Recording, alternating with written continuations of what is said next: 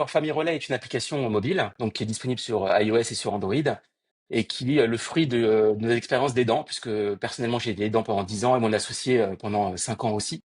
Et on s'est rendu compte en fait au quotidien qu'on avait énormément de problèmes à gérer notre situation d'aidant. Alors je parle pas de la première partie de l'aidance quand on met tout en place, mais plutôt de la seconde partie du quotidien, celle qui vient vous obséder tous les jours pour savoir si maman a bien mangé, si l'auxiliaire de vie est bien arrivé, etc. Donc on a questionné environ 80 familles pour essayer de comprendre les peines que ces personnes pouvaient rencontrer, et on les a mis en orchestre pour créer une application qui permet aux aidants de mieux se coordonner et de mieux communiquer entre eux au quotidien au sein d'une même cellule familiale. L'idée, c'est de rassembler au sein d'une seule application plein de fonctionnalités qui vont vous faire gagner du temps tous les jours. Il faut savoir qu'un aidant passe quasiment 1 heure, voire 1h15 par jour pendant ses heures de travail à gérer son statut d'aidant.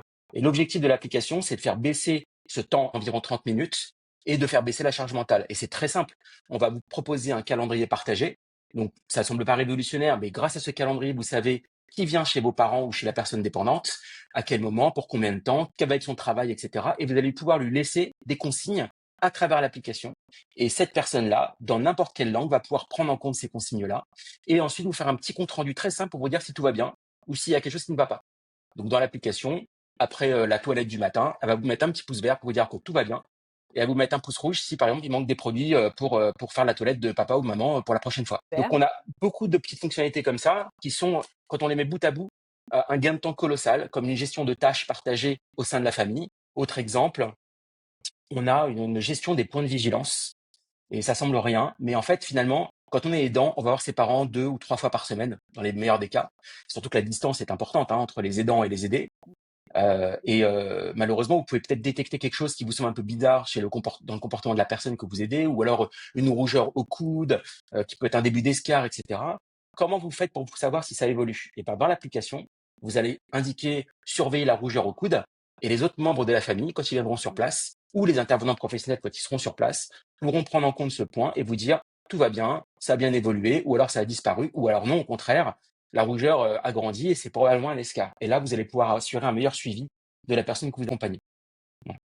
Voilà quelques exemples de fonctionnalités. Et une petite anecdote, moi, ce qui m'a vraiment déclenché l'envie de créer cette application, c'est qu'un jour, j'ai accompagné mon père chez le cardiologue. Première visite, mon père avait 90 ans, et le cardiologue nous demande quel traitement prenait mon père.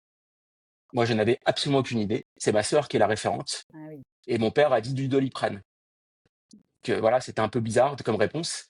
Donc j'appelle ma sœur qui ne répond pas, j'envoie un message, elle ne répond pas, elle est en réunion, et donc on a dû reporter le rendez-vous. Là, dans l'application, vous avez une fiche de la personne aidée, vous pouvez renseigner tous les traitements, toutes les pathologies, les conseils alimentaires, etc. Donc vous avez le même niveau d'information au sein de la famille à partir du moment où vous avez les droits pour pouvoir y accéder.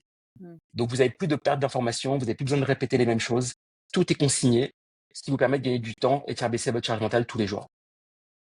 Alors, BabySafe, ce qui nous a intéressé, ce qui nous a beaucoup interpellé, c'est la garantie soutien aidant. Clairement, la GSA.